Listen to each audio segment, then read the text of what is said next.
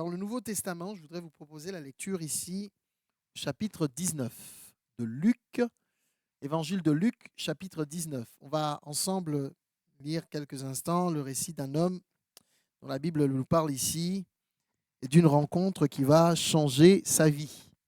On va voir ensemble comment sa vie va être changée, transformée. Amen.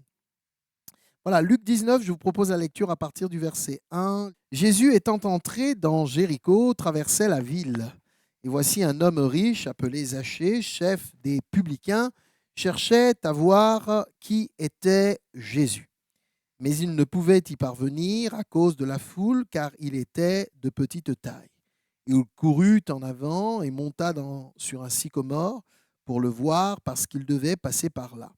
Lorsque Jésus fut arrivé à cet endroit, il leva les yeux et lui dit : « Zachée, hâte-toi de descendre, car il faut que je demeure aujourd'hui dans ta maison. » Zachée se hâta de descendre et le reçut avec joie.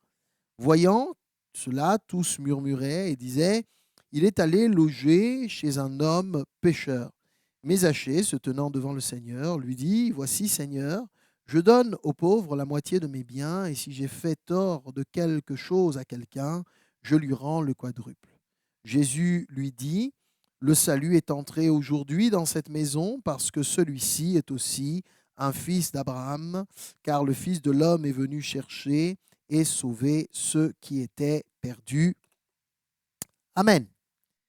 Voilà, vous connaissez un petit peu cette histoire si vous l'avez déjà et si vous lisez la Bible. Voilà, il y a des versets comme ça et des histoires qui nous marquent et qui nous interpellent. Et l'histoire de Zachée en fait partie. C'est l'une de ces histoires, un de ces récits des évangiles qui vient comme pour nous interpeller et de telle façon que bien nous pouvons les uns et les autres nous représenter ce que cela signifie et ce que cette circonstance peut susciter. Je crois que la lecture de la Bible, en fait, n'est pas magique. En fait, c'est un livre qui parle du commun des mortels, qui raconte l'histoire de l'humanité à travers des épisodes comme ça, pris ici et là. Et ici, nous tombons donc sur le récit d'un homme qui, vous l'avez vu avec moi, qui vit une certaine réalité. Et puis, on arrive à la fin. Donc, vous avez le récit complet. Et donc, on va essayer un petit peu de se plonger dans le récit. On va essayer de prendre les éléments qui nous y sont donnés pour comprendre ce qui se passe et comment on arrive à cette conclusion du texte où Jésus peut dire, eh bien, le Fils de l'homme est venu chercher et sauver ceux qui étaient perdus. Concernant la vie de Zachée, le Seigneur va en réalité le rétablir dans son identité. Il dira, celui-ci est aussi un fils d'Abraham. Il y a quelque chose dans cette parole du Seigneur qui est de l'ordre du rétablissement. Celui-ci est aussi. Comme si il y avait un doute à ce sujet, comme s'il y avait quelques hésitations à son sujet. Concernant Zachée, Jésus dira, c'est aussi un fils d'Abraham. En fait, je commence par la conclusion et je reviendrai un petit peu en amont, parce que le Seigneur déclare cette parole, ce n'est pas absolument pas anodin. Il la déclare parce qu'au milieu de la communauté dans laquelle se trouve Zachée, il y a un doute, un fort doute au sujet de son identité, au sujet de sa personne, au sujet de qui il est. Et donc, Jésus va dire, il est aussi un fils d'Abraham. Il arrive comme à une conclusion majeure, importante le concernant. Fils d'Abraham, pourquoi ? Parce qu'on sait que de par l'histoire et de par la généalogie qui est celle du peuple d'Israël, il y a un ancêtre commun. Cet ancêtre, c'est Abraham, qui a quitté un certain pays de la Mésopotamie, dans cette région qui est celle de la Turquie actuelle. Abraham est un homme qui gère du bétail, et ainsi de suite. Il s'appelle au départ Abram, non pas Abraham, il s'appelle Abraham.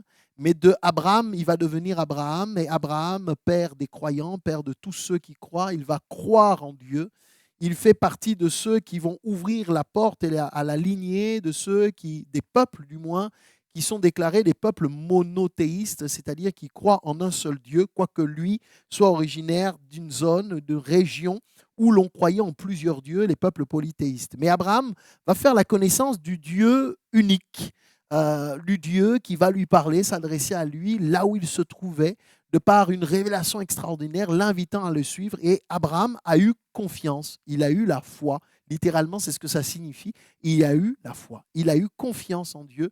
Et Dieu va lui faire une promesse en lui disant, tu seras le père d'une multitude de croyants. Et donc, quand Jésus dit, celui-ci est aussi un fils d'Abraham, il déclare par là, lui aussi fait partie de ce peuple qui a cru en Dieu, qui a cru en lui. Alors, pourquoi en est-on arrivé à douter de cela? Pourquoi Jésus est-il obligé, se sent-il obligé de rétablir cette vérité dans la vie de Zachée? Parce que tous ceux qui l'entouraient ou qui le connaissaient en étaient venus à en douter. Pourquoi? C'est ce que je voudrais essayer d'expliquer ce soir pour que nous comprenions ensemble de quelle manière Dieu est capable de rétablir notre vie selon une identité qui lui est chère, qui lui est propre, à savoir nous permettre de réaliser que nous sommes ses enfants et que nous lui appartenons. Alors, comment commence cette histoire? Zachée est ici exposé dans cette ville de Jéricho, une ville que l'on retrouve justement sur le pays et la terre d'Israël à l'époque de Jésus. Jésus semble traverser cette ville. Il marche et visite différents endroits et il va traverser cette ville de Jéricho et il ne connaît pas, enfin, n'a jamais rencontré Zachée. Pourtant, dans cette ville se trouve ce personnage, et je dis bien personnage, parce que Zachée était bien connu dans la ville. L'évangéliste Luc, qui nous rapporte ce récit, est le seul d'ailleurs du reste à le faire. Matthieu, Marc et Jean, les 4 évangiles, Matthieu, Marc, Luc et Jean, mais Matthieu, Marc et Jean ne parleront pas de ce récit. Luc, cependant, va garder à l'esprit ce récit, en fait, dans ses investigations, dans ses recherches, car Luc n'a pas été un témoin oculaire de la vie de Jésus, mais Luc, qui était un médecin de métier, va faire des recherches. Son état d'esprit empirique de chercheur va l'amener à dénicher comme cela des perles, et parmi ces perles, il y a ce récit. Et il va donc raconter qu'une certaine fois où Jésus traversait cette ville de Jéricho, alors qu'il traverse cette ville, il y a dans cette ville un homme riche, un personnage bien connu. La Bible nous donne quelques détails concernant sa personne. Il nous est donné son prénom, il nous est dit, il s'appelle Zachée. Il nous est donné son statut social, c'est un homme riche, c'est un homme qui a une certaine opulence, une certaine importance dans cette ville. Il a des moyens matériels, des moyens financiers importants dans la ville de Jéricho. Il est donc identifié, repéré dans cette ville, pas que. Il tire son moyen de subsistance d'un métier. Son métier, c'est qu'il est publicain. J'y reviens dans quelques instants. Mais il est également le chef des publicains. Ça veut dire qu'il est un responsable. On actualise un petit peu à notre temps d'aujourd'hui. C'est un responsable, c'est un chef certainement d'entreprise, si on essaie d'actualiser, peut-être un directeur de ressources humaines d'une grande boîte qui fonctionne bien et qui rapporte de bons capitaux. Et à l'époque de Jésus, certainement que ce grand commerce qui est celui des publicains devait faire partie du CAC 40 de l'époque. Allez, on actualise un petit peu. Et on surveille le taux de la bourse concernant les publicains tous les matins, tous les jours. Alors où ils en sont? Eh bien, Zachée, lui, il pouvait regarder un petit peu son compte de l'époque. Il n'en avait pas, bien sûr. Mais il pouvait dire, j'ai assez. Vous vous rappelez tous de lui de Funès, qui endormi, entendait les pièces et rien qu'à l'audition, rien qu'à l'oreille, il pouvait comprendre qu'il manquait une pièce, n'est-ce pas? Et donc, on est dans ce contexte-là. Un petit peu d'actualisation nous permet de nous plonger dans le texte de l'époque. Oui, et en effet, Zachée est un chef. Il gère un certain nombre de publicains. Alors, qui sont et que sont les publicains à l'époque de Jésus? Les publicains sont des personnes qui prélevaient l'impôt local. Ça n'a pas tellement changé. L'impôt était déjà payé à l'époque de Jésus. Les publicains prélevaient l'impôt local. Et comme nous sommes à Jéricho, ça veut dire donc que dans cette ville de Jéricho, l'impôt local qui était prélevé par les publicains, cet impôt local remontait vers un responsable qui s'appelle Zachée. C'est lui qui organisait donc, dans la ville de Jéricho, le prélèvement de l'impôt local. Zachée étant chef des publicains, prélève l'impôt pour le compte des Romains. Parce que les Romains dominent sur la terre d'Israël à l'époque de Jésus. À cette époque où nous lisons le texte, les Romains dominent sur le peuple d'Israël. Et vous imaginez toutes les tensions liées à une domination étrangère sur un pays, sur un peuple. Forcément, l'actualité nous parle et nous voyons ce que cela peut susciter. Les Romains ont eu la brave intelligence et la sagesse de se dire, mince, après tant d'affrontements, parce qu'il y a des séditions, il y a des guerres, il y a des batailles, il y a des gens qui ne sont pas d'accord avec cela, et ça s'entend puisqu'ils sont privés quelque part de leur liberté, et on leur fait payer un impôt dans leur propre pays, pas pour eux-mêmes, mais pour un peuple étranger qui les a servis. Donc c'est de l'esclavage, c'est de l'exploitation.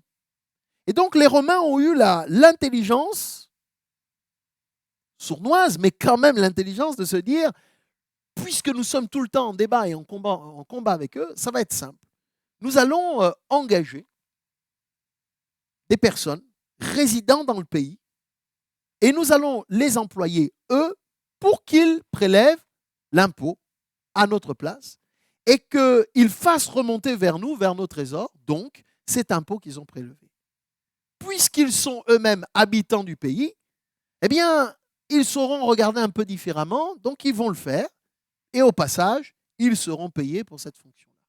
Et dans la ville de Jéricho, ils ont choisi un certain Zachée, qui donc, aux yeux de ses contemporains et des gens qui habitaient à Jéricho, je ne sais pas comment on les appelait, mais voici que les gens de Jéricho regardaient donc Zachée, l'un d'eux qui a accepté d'être employé par les Romains pour pouvoir gérer toute cette riche entreprise qui consiste, pour les publicains, d'aller récupérer l'impôt manu militari, si cela les oblige, auprès de leurs propres compatriotes. Donc à partir de là, ils se disent, c'est un traître. C'est un traître. Il n'est pas des nôtres. Il ne peut pas être considéré comme un des nôtres. Il nous a trahis. Il a renoncé à son identité. Il a renoncé au respect nationaliste de notre pays. En faisant cela, il nous trahit. Ce n'est donc pas un fils d'Abraham. Comprenez un petit peu maintenant ce qui se passe plus bas quand Jésus parle. Ce n'est pas un fils d'Abraham. Parce qu'en faisant ça, il nous trahit et il nous fait du mal.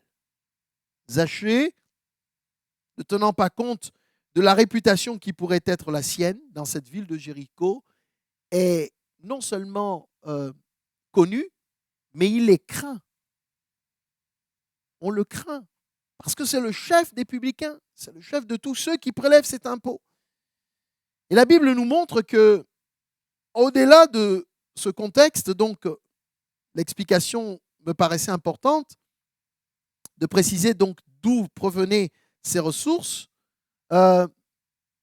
C'était sans filtre. Ça veut dire que le travail était fait. Le tout pour les Romains, c'était d'avoir ce qui était nécessaire. Donc les publicains ou les chefs de publicains pouvaient tout à fait augmenter un petit peu la taxe ou dire à l'un, tu dois payer, je n'ai pas de quoi payer. Ok, je te laisse une semaine, mais tu paieras un intérêt. Et donc, une semaine après, je récupère ce qu'était l'impôt des Romains et l'intérêt, où allait-il? Dans la poche du publicain. Et donc, il y a toute une organisation qui est mise en place ici. Zachée est bien à la tête d'un commerce florissant et il se passe une chose surprenante, une chose à laquelle il ne s'attendait pas. Dans cette ville de Jéricho, Luc nous dit, Jésus devait traverser la ville. Jésus traverse la ville. Et que se passe-t-il? La Bible nous dit, Zachée, cet homme riche dans la ville, chef des publicains, va chercher à voir qui était Jésus. Voilà le point fondamental qui suscite chez Zachée quelque chose. Je veux voir qui est Jésus. Ça veut dire que Zachée avait déjà entendu parler de Jésus. On est dans des villes qui se touchent les unes les autres. La réputation de Jésus, à ce moment-là, a gagné beaucoup de terrain. Les uns et les autres ont entendu beaucoup parler de lui. Certains entendent des choses, mais majoritairement, ce qu'on entendait de Jésus, c'est qu'il guérissait les malades, c'est qu'il rétablissait des familles, c'est qu'il rétablissait des choses dans les vies des personnes et des gens. Et on ne sait pas pourquoi, mais j'ai ma petite idée, j'y reviens dans quelques instants. Cela a fait un écho dans le cœur de Zachée. Il a entendu parler de Jésus. Et là, il entend que Jésus passe par sa ville. Et là, il se dit, je veux voir qui est Jésus. Cette question, au XXIe siècle, en 2024, peut être encore une question que se posent nos contemporains. Savoir qui est Jésus.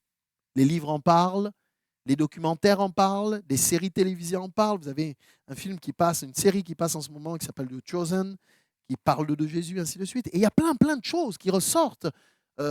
Beaucoup de choses ont été dites au sujet de Jésus, des choses qui sont vraies, d'autres qui sont moins vraies, d'autres même qui sont fausses, des allégories, des images, des choses qui dépassent. Je ne sais pas comment, qui, quoi. Je me rappelle de cette jeune fille qui donnait son témoignage et qui disait un jour, je me suis posé des questions au sujet de l'éternité, au sujet de Dieu, au sujet de Jésus. Alors, elle s'est mise devant son ordinateur, elle a tapé sur Google, vous connaissez Google sur Internet, elle va sur Google et là, elle tape Jésus ou Dieu. Et elle se met à lire tous les articles qui arrivent. Elle lit petit à petit.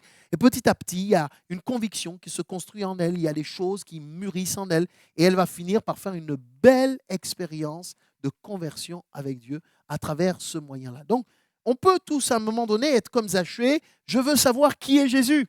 Comment en avons-nous entendu parler? Que nous a-t-on dit à son sujet?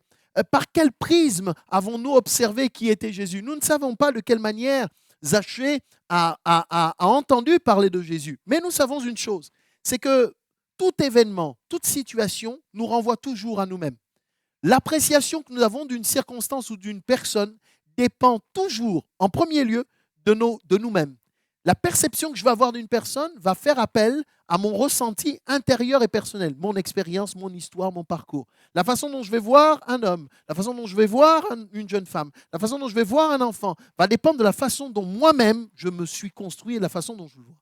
Et donc, chez Zachée, on pourrait imaginer, mais qu'est-ce qui fait qu'il veut voir qui était Jésus? La Bible nous dit que Jésus, la plupart du temps, était accompagné d'une grande foule. Verset 3, il ne pouvait y parvenir à cause de la foule. Ça veut dire que Jésus, quand il parcourait les villages et les endroits, les villes, il y avait une grande foule qui l'accompagnait. Il n'était jamais tout seul. Il y avait une foule. Une foule, ce n'est pas 50 personnes, c'est déjà la centaine de personnes qui arrivent. Et vous imaginez dans cette ville de Jéricho, pas un petit attroupement, une foule qui afflue dans cette ville, la circulation est bloquée, on ne sait plus comment avancer, comme un petit peu chez nous, là, en fin de journée, les voitures se suivent comme ça, côte à côte, on était bloqués. Et bien là, vous avez à pied les gens qui marchent et tout.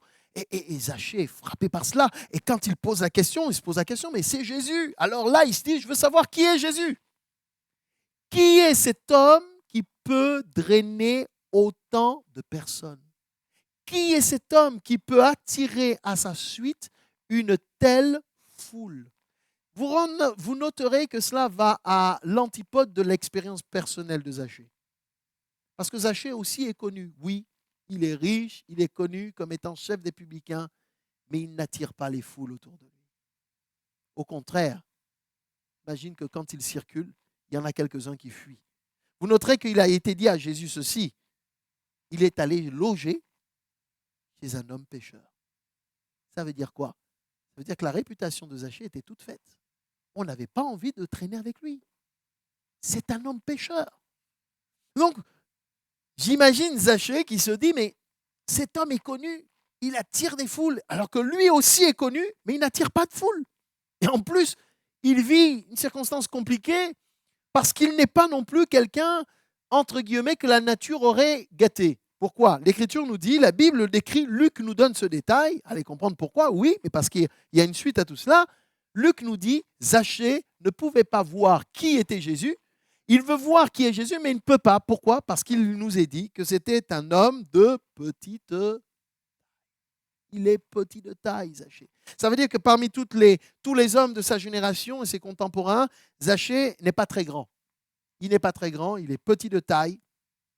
Ça fait de lui un homme certainement un petit peu complexé, mais dans son complexe, eh bien, il a quand même réussi à leur faire presque un pied de nez en leur disant « Vous vous moquez de moi, mais regardez, j'arrive à dominer sur vous. » Mais cette domination n'est pas saine. Et donc, en lisant cela, je dis, mais vous savez, il y a tellement d'éléments dans nos vies qui, conjugués les uns aux côtés des autres, vont déterminer nos actions, vont déterminer nos paroles, vont déterminer notre choix, notre choix de métier, notre choix d'engagement, ici et là et autres. Et je crois que dans la vie de Zachée, on retrouve ces éléments-là.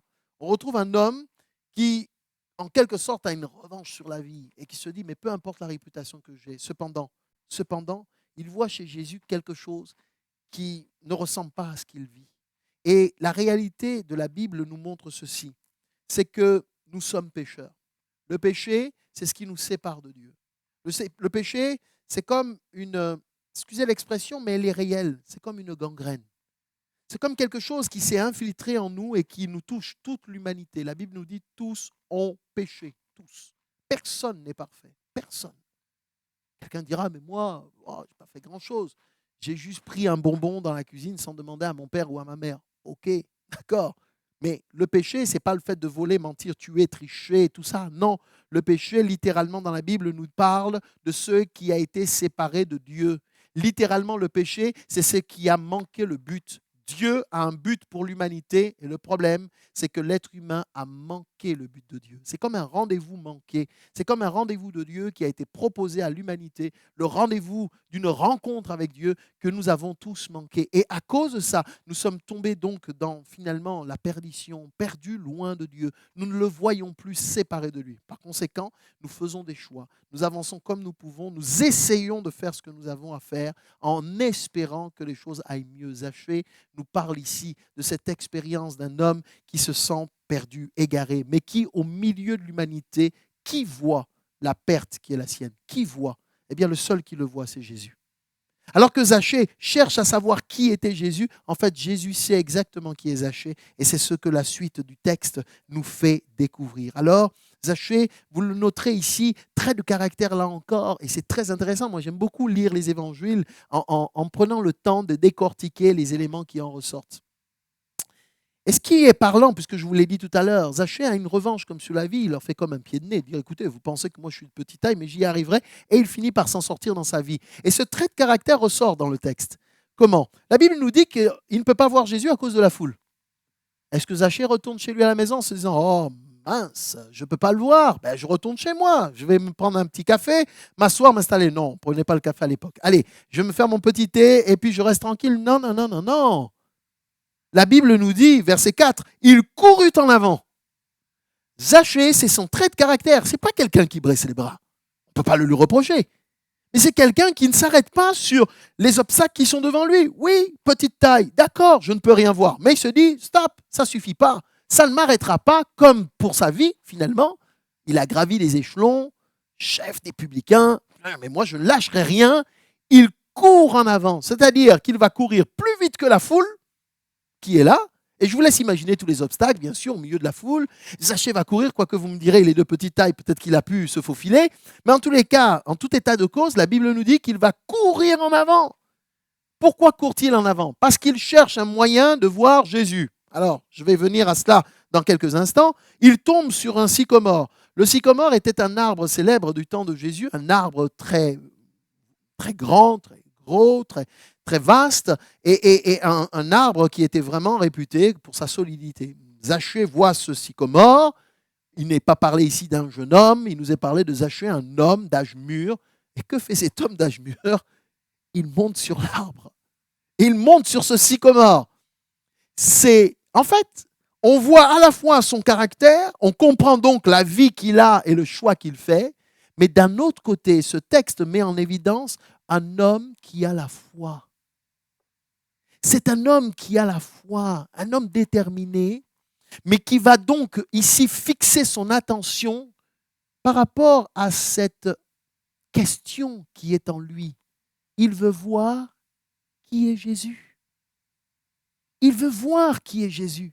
Et je crois que tous les hommes et toutes les femmes qui, à un moment ou à un autre, se positionnent, se déterminent pour dire « je veux savoir, je veux voir qui est ce Jésus.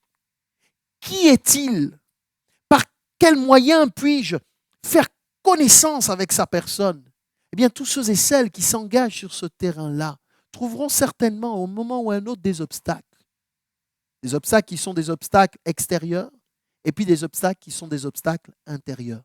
Permettez-moi de prendre juste le temps de l'expliquer. Les obstacles extérieurs, la foule. La foule. Ça ne dépendait pas de Zachée. Il y avait une foule. Et il ne pouvait pas voir Jésus à cause de cette foule. Il y a dans la vie des êtres humains des obstacles extérieurs qui peuvent nous empêcher d'aller vers Jésus ou de savoir qui il est.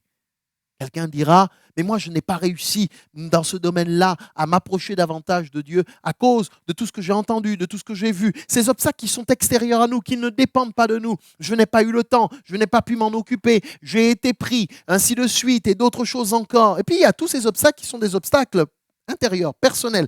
La petite taille de Zachée vient nous parler de ces obstacles-là. Ces choses-là qui finalement nous sont imposées d'une certaine manière. Ah, je ne suis pas assez intelligent, dira quelqu'un. Je n'ai pas assez de sagesse. Un autre a dit une fois, je me rappelle de ce témoignage, mais je ne sais pas lire la Bible. Comment puis-je apprendre à connaître Jésus?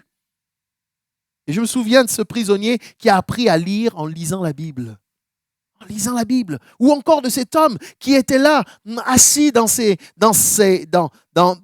sanitaires, excusez-moi l'exemple, mais qui voit entrer une feuille qui est à moitié brûlée et qui lit cette page qui en réalité est un bout de feuille de l'évangile. Il lit là un texte qui le touche, qui l'interpelle. Il a soif de savoir ce que dit ce texte. Il dit, mais la feuille est brûlée, je voudrais savoir quelle est la suite du texte. Vous savez, comme s'il était amorcé par quelque chose. Et il se met à chercher, alors il sort de chez lui et il finit par trouver bien, un colporteur qui vendait, pas qui vendait, mais qui donnait, qui offrait la Bible, qui avait été brûlée dans un pays où on ne voulait pas de la Bible.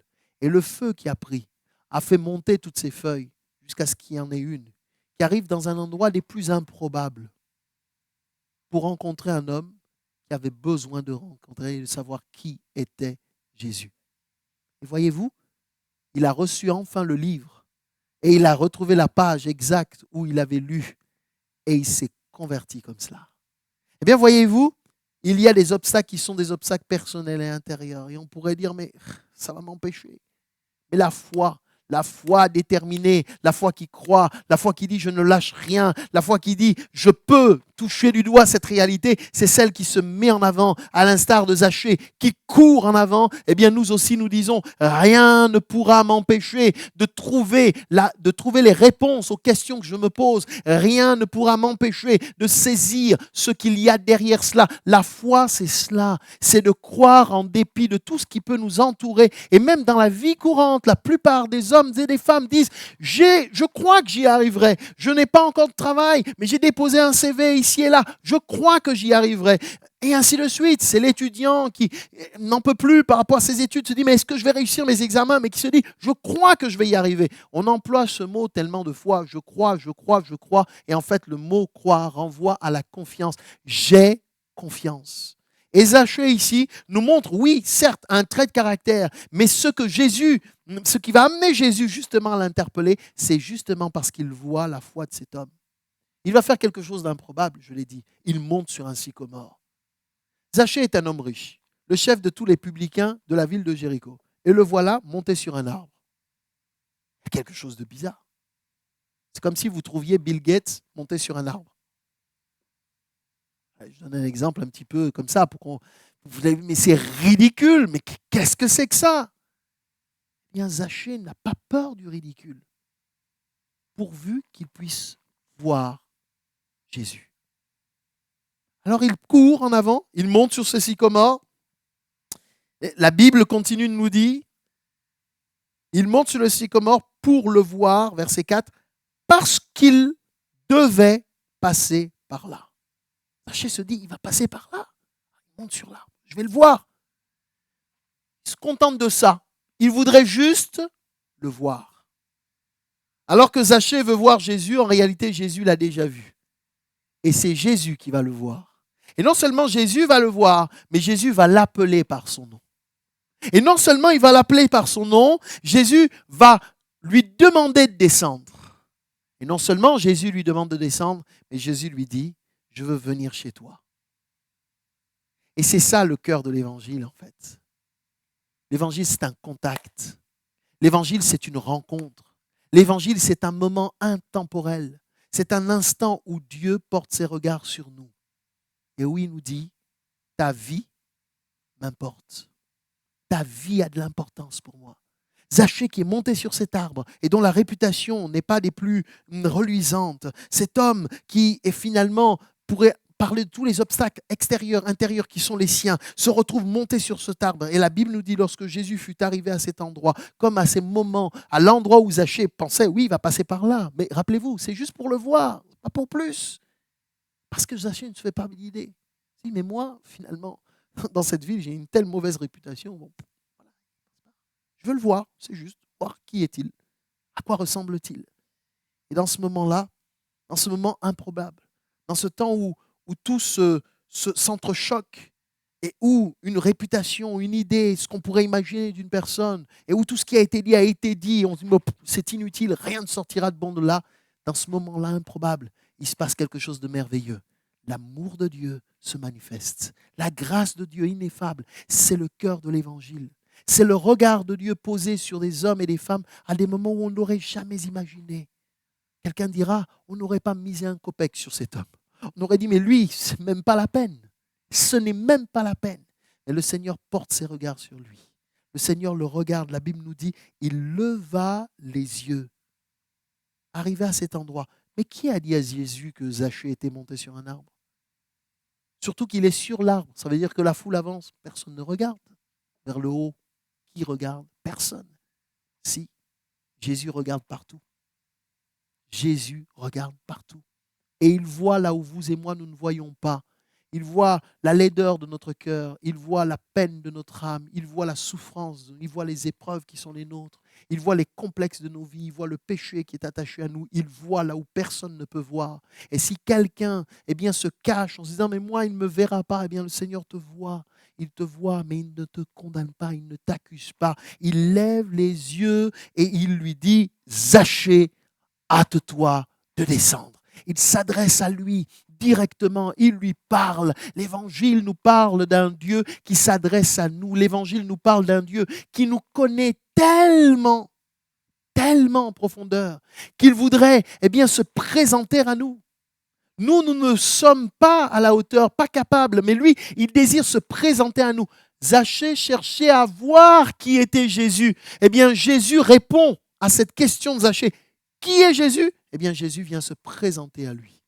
Si un homme et une femme cherchent Dieu de tout son cœur, je l'ai dit tout à l'heure, si nous le cherchons de tout notre cœur, il se laisse trouver. Il se présente à nous, et c'est ce qui se passe dans ce texte. Il se présente à Zachée. Il lui dit, hâte-toi de descendre. Et il lui dit, je veux demeurer aujourd'hui dans ta maison. Et le cœur de l'évangile, c'est aussi cela. C'est un Dieu qui vient à notre rencontre et qui vient nous rencontrer dans notre quotidien, dans notre vie. La maison ici de Zachée a été une maison bénie, a été le lieu d'un accueil particulier, d'un invité de prestige, d'une personne extraordinaire qui est la personne de Jésus-Christ. Dieu a envoyé un sauveur vers les hommes afin qu'il se présente à nous. Et c'est ainsi que Zachée va entrer dans cette bénédiction de Dieu. Dieu donc envoie Jésus pour qu'il se présente aux hommes. Donc tous les hommes et toutes les femmes qui cherchent Jésus, eh bien, il se présente à eux, puisque la loi spirituelle s'accomplit. Dieu dit, j'envoie quelqu'un, un envoyé, pour qu'il se présente aux hommes. C'est le sauveur de l'humanité. Et donc, tous ceux et celles qui se reconnaissent dans le besoin d'être sauvés, tous ceux et celles qui cherchent une réponse, une solution pour leur vie et qui disent, j'ai besoin d'un sauveur, eh bien, Dieu se présente à eux. Et c'est ainsi que Jésus se présente à Zachée ici. Il lui dit, il faut que je demeure aujourd'hui dans ta maison. Mais pour cela, il faut que tu descendes. Alors, c'est intéressant. Ça veut dire donc que si nous voulons que Jésus entre dans notre vie, si nous voulons qu'il vienne faire sa place dans notre quotidien, la maison, c'est le lieu de sécurité. C'est l'endroit où on se réfugie. C'est l'endroit où on entre après une longue journée, après un temps difficile, après tout ce qu'on a fait à l'extérieur. C'est l'intérieur. On entre, on ferme la porte, on est chez nous, on est chez soi. Et voyez-vous, la Bible nous montre que pour que Jésus entre dans notre maison, il faut tôt ou tard que nous descendions les uns et les autres de notre piédestal. C'est l'humilité qui fait entrer Jésus dans notre vie. Celui qui s'humilie, celui qui s'abaisse, celui qui reconnaît, celui qui avoue, celui qui dépose les armes devant le trône de la grâce de Dieu peut donc se voir touché par la grâce de Dieu. Descends, ne reste pas là-haut, descends. Et Zachée descend. Et la Bible nous dit, dès ce moment, hâte-toi, dit Jésus, hâte-toi de descendre. Luc nous dit, Zachée se hâta de descendre. Jésus lui dit, hâte-toi. Eh bien, il ne va pas hésiter. Il ne va pas attendre une deuxième fois. Eh bien, le salut, c'est cela. C'est que quand c'est le moment, c'est maintenant. C'est pas demain, c'est pas après-demain, c'est pas dans 1 an, 3 ans. J'ai le souvenir de ces témoignages de personnes qui disent, mais j'ai fait une expérience avec Dieu à un moment donné. 10 ans plus tard, j'ai fini par comprendre ce qu'il voulait faire dans ma vie parce qu'il y a eu comme un temps de battement, comme une hésitation. Zachée ne se pose pas la question. Il se hâte de descendre et la Bible nous dit, il reçut Jésus avec joie. On a déjà là les signes annonciateurs d'un cœur qui est en train de changer. Il reçoit Jésus avec joie. Il y a quelque chose qui découle de cela. Il a couru en avant après la foule. Bon, ok, il monte sur ce sycomore, d'accord. Et là, l'attention de Dieu. Et je crois que quand le Seigneur porte son regard sur nous, cette joie dont la Bible nous parle, je peux vous dire que c'est une expérience que l'on fait en réalité dans la vraie vie. Quand Jésus entre dans notre vie, il y a de la joie. Ce n'est pas un grand sourire à 360 degrés dont je vous parle, mais il y a quelque chose qui nous envahit, qui est de l'ordre du surnaturel. Il y a une joie qui s'installe en nous. Il y a un plaisir réel qui envahit nos âmes parce qu'on se sait enfin aimé de quelqu'un. On se sait enfin regardé par le Créateur. On réalise que notre vie a de l'importance pour lui.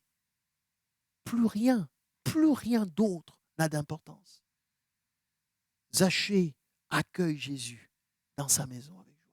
Alors que se passe-t-il? Tous murmuraient. La Bible nous dit tous. Là, vraiment, la ville a dû se mettre dans un grand émoi en se disant, mais qu'est-ce que c'est que ça? Qu'est-ce que c'est que ça? Et ils disent, il est allé loger chez un homme pécheur. Loger. C'est-à-dire que Jésus a vraiment décidé d'aller s'installer là. Il faut que je demeure chez toi. Il est allé loger chez un homme pécheur. C'est un homme pécheur. Alors, je rappellerai ce qu'a dit lui-même le Seigneur Jésus. Il n'est pas venu pour ceux qui sont bien portants. Il est venu pour ceux qui sont malades. Comprenez-le au sens physique, au sens moral, au sens spirituel du terme. Tous ceux et celles qui sont mal portants, Jésus est venu pour eux, moi le premier, pécheur. Jésus est venu pour moi. Donc il n'y a pas de honte à avoir, bien au contraire. Dire, mais j'ai besoin de toi. Justement, j'ai besoin de toi. Et ce salut, Jésus est venu pour le faire entrer dans la maison de Zachée. La Bible nous dit que le Seigneur est entré dans sa maison. Luc ne nous dit pas ce dont Jésus lui a parlé. Luc ne nous rapporte plus, en tout cas à cet endroit-là, plus bas on le verra, mais il ne rapporte pas, il ne nous dit pas de quoi Jésus a conversé avec Zachée. La seule chose que Luc nous rapporte, c'est que pendant que les uns et les autres sont en train de murmurer, pendant que d'autres sont en train de dire « mais c'est un homme pécheur », eh bien la joie qu'éprouve Zachée va être accompagnée d'une chose extraordinaire, un changement de vie.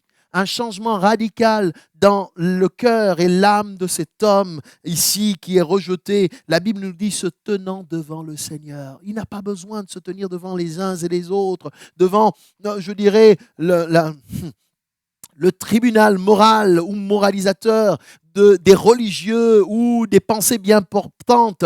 Eh bien non, Zachée n'en a que faire. Il se tient devant celui seul qui l'a aimé et qui l'a accueilli et qui lui dit « Je viens dans ta maison devant Jésus ». Et là, devant le Seigneur, Zachée avoue. Zachée reconnaît. Zachée n'a plus honte, il ne cache pas quel était son état, dans quelle situation se trouve-t-il. Il y a, semble-t-il, chez lui l'émanation d'autre chose. Il éprouve le plaisir et le désir de rétablir les choses. Oui, il comprend que les choses étaient de travers. C'est le péché qui tort les choses dans nos vies. Sa vision était abîmée, tordue, et Zachée, eh bien, s'éveille à cela. Sa conscience est touchée, il est interpellé. Il se tient devant le Seigneur. Il dit, voici Seigneur, je donne aux pauvres la moitié de mes biens. Et si j'ai fait tort de quelque chose à quelqu'un, je lui rends le quadruple. Ah! C'est un texte extraordinaire, ce texte-là, parce que à aucun moment, il nous est dit ce que Jésus lui a dit. Il ne nous a même pas dit si Jésus lui a parlé ou lui a dit quelque chose. Le simple fait qu'il soit entré dans sa maison a changé le cœur de Zachée, au point qu'il est capable donc de faire ce que la Bible appelle la repentance. Il se repent. Se repentir, c'est avoir pris conscience de notre état de pécheur. Et la conversion à Dieu, c'est de faire demi-tour. Je change de direction. C'est ça, littéralement. Je change de direction. Faire demi-tour, c'est la conversion. La repentance, c'est éprouver non seulement du remords, mais le désir, effectivement, éprouver cette tristesse d'avoir mal agi et de dire comment faire pour rétablir les choses. Qui a parlé à Zachée de cela? Eh bien, c'est sa conscience rétablie dans la communion avec Dieu. Que décide-t-il?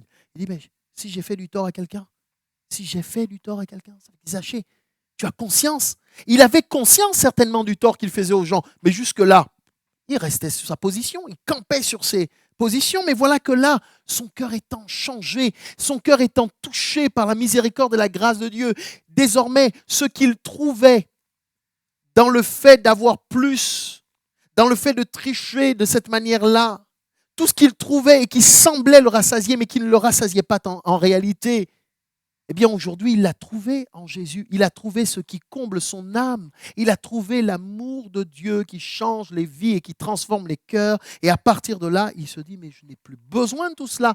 Vous vous rendez compte quand même qu'il est capable de rembourser à ceux à qui il a fait du tort le quadruple. Le quadruple. 4 fois. 4 fois ce que j'ai pris à quelqu'un à tort. Alors, on n'est pas en train de monnayer ici les choses, mais vous imaginez tout ce qu'il y a derrière. Eh bien, Zachée aujourd'hui est capable d'aller jusque-là et il dit, je donne aux pauvres la moitié de mes biens. Je ne vous parle pas ici d'action moralisateur, ainsi de suite, mais vous comprenez que chez Zachée, ces choses-là avaient pris tellement de place. Et le symbole fort d'un changement de direction chez lui, ça ne veut pas dire que quand on donne son cœur à Jésus, il faut se dépouiller et ne plus vivre. Ce n'est pas cela. Mais comprenez que derrière cela, il y avait un attachement de richesse, des choses auxquelles notre âme peut s'attacher, où on pense être sécurisé alors que ce n'est pas le cas. La vraie sécurité, Zachée l'a trouvée dans la personne et dans le regard de Jésus qu'il a accueilli chez lui et qu'il a accepté tel qu'il était, mais pour changer sa vie. Il a changé son cœur, changé sa vie. Alors Zachée est capable de faire amende honorable. Il est capable de faire demi-tour, de dire j'ai mal agi, j'ai fait tort à quelqu'un, je rétablis les choses. La repentance et la conversion à Dieu passent par ce chemin-là. Et Zachée l'a compris. Il l'a compris. Alors que peut-on dire de ceux qui murmuraient, de ceux qui disent c'est un homme de mauvaise vie, c'est un homme pécheur. Oui, mais les pauvres, vous restez vous sur vos jugements et vos accusations pendant que lui, il est en train de changer de vie. Son cœur est transformé. Alors Jésus peut enfin répondre à ce que je disais tout à l'heure. Il dit, le salut est entré aujourd'hui dans cette maison. Le salut est entré aujourd'hui dans cette maison. Les paroles de Zachée, l'action de Zachée viennent donner ici à Jésus la possibilité d'attester de cette réalité. Oui, le salut de Dieu, ça veut dire il a été sauvé. Sauvé de quoi? Sauvé de ce qui le condamnait.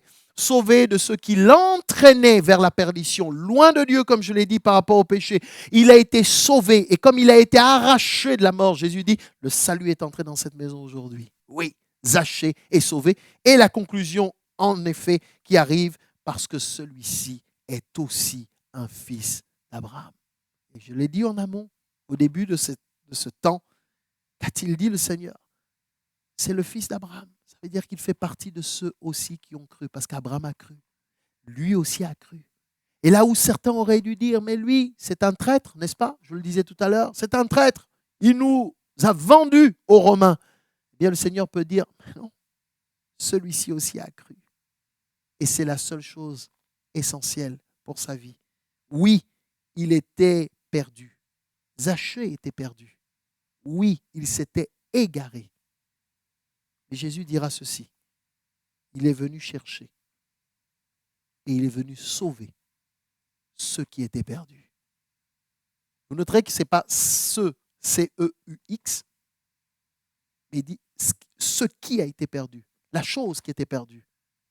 Qu'est-ce qui était perdu dans la vie de Zachée? Zachée avait perdu tellement de choses. Il avait perdu la foi, il avait perdu sa vie. Et Jésus dit, je suis venu non seulement chercher, mais je suis venu aussi sauver ce qui était perdu. Et Zachée en est l'exemple. Alors, l'évangile, c'est cela. C'est le bonheur de croire que Dieu nous aime au point de nous chercher jusqu'à nous sauver pour que nous ne soyons pas perdus. Amen. Que Dieu nous bénisse. Seigneur, merci pour ta parole. Merci parce que, à travers ce que nous partageons ici, tu connais ce qui est perdu en nous, dans nos vies, ce que nous avons peut-être égaré en cours de route et que nous avons l'impression de ne plus jamais retrouver. Et toi, tu es venu pour chercher, pour sauver nos vies, nos âmes, nos personnes. Et tu le fais tant et si bien dans la vie de Zachée, alors tu peux le faire dans la vie de ceux qui cherchent à voir qui est Jésus. Je prie pour tous ceux et celles qui se posent cette même question, qui veulent voir si vraiment tu peux faire dans leur vie ce qui est écrit dans le livre saint. Seigneur, révèle-toi. Seigneur, sauve, délivre, guéris, restaure. Dépose la foi dans les cœurs. Dépose cette confiance en ta personne. Tu ne nous juges pas, tu ne nous condamnes pas, bien au contraire. Tu nous accueilles et tu nous transformes. À toi soit la gloire. Merci Seigneur. Amen. Amen. Voilà, que le Seigneur nous bénisse et que nous puissions nous réjouir de ce que bien le Seigneur nous aime. Et il y a de ces histoires dans la Bible qui sont extraordinaires et qui sont belles, merveilleuses, parce qu'elles nous rappellent la grâce divine. Que Dieu vous garde.